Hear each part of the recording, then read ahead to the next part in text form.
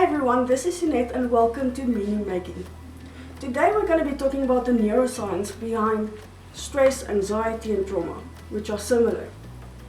So let's say you're walking in the street and suddenly you see a lion and it's just walking around, so your body starts to stress.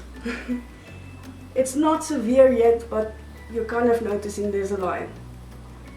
Now the lion spots you and you can see it looking at you. Now anxiety kicks in and you realize, I need to do something now, this lion is going to attack me. And then of course the lion comes for you, and that's where we go into trauma. So it becomes more severe, but the same kind of thing happens in your brain. Now what does happen in your brain? As soon as you spot that lion and you see it walking around, your body reacts immediately within seconds. It's amazing how God put us together. Basically what happens, under normal circumstances, your brain would take in all the information from all your senses. It would go through your prefrontal cortex that decides what to do with this information. It would send messages to the rest of your brain to tell it what to do and how to react to things that are happening around you. And you will react normally. But now, you spot a lion. That's not a normal situation. That is a situation where you now switch from wanting to connect with those around you to wanting to protect yourself. And your brain changes completely once that switch takes over.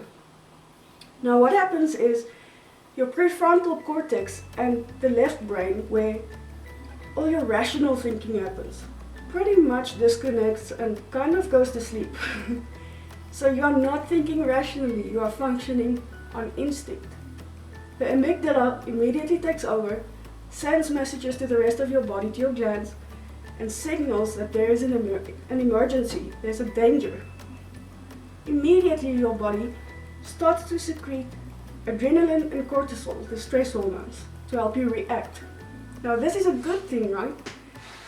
As soon as that lion spots you, that adrenaline surge comes and the cortisol so that you can react.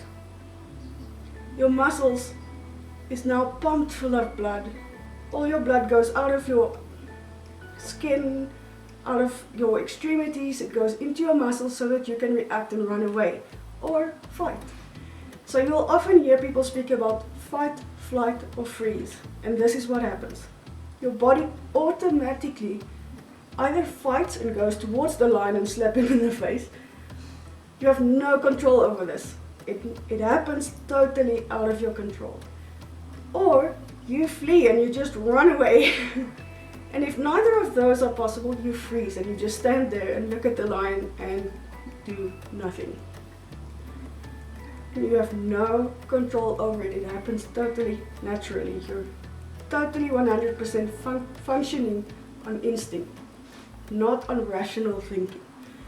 That's why I can so often look back at a stressful situation and think, oh, I should have done that, I know better. But it's just not possible. That part of your brain is shut down. Now normally, after 72 hours, your brain goes back to its normal functioning, cortisol and adrenaline levels go back down to where they should be, and we go on with our lives. And that, by the way, is why we don't do trauma debriefing until 72 hours has passed and your rational thinking comes back. Now, that is all good, and it's an amazing system that God put in place for us to be able to react in a traumatic situation.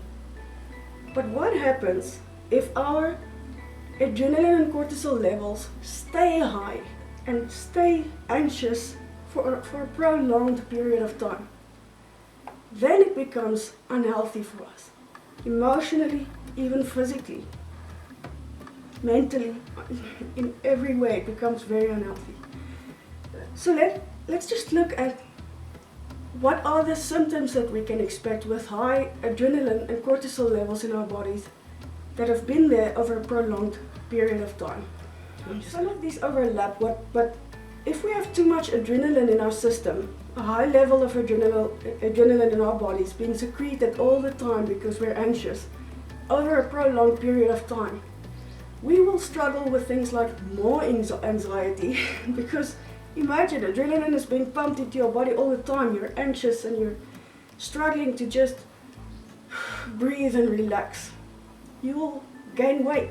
You will have headaches. You'll have insomnia, high blood pressure, a higher risk of heart attack, stroke and depression.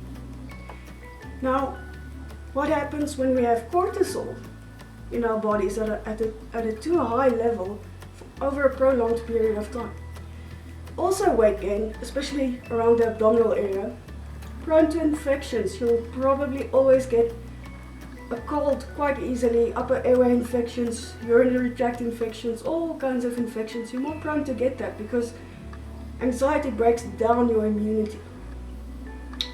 You'll probably suffer from high blood pressure, acne, mood swings, autoimmune diseases, fatigue or very poor quality sleep, muscle pain, very frequent urination, no sex drive, dry mouth or just being very thirsty the whole time.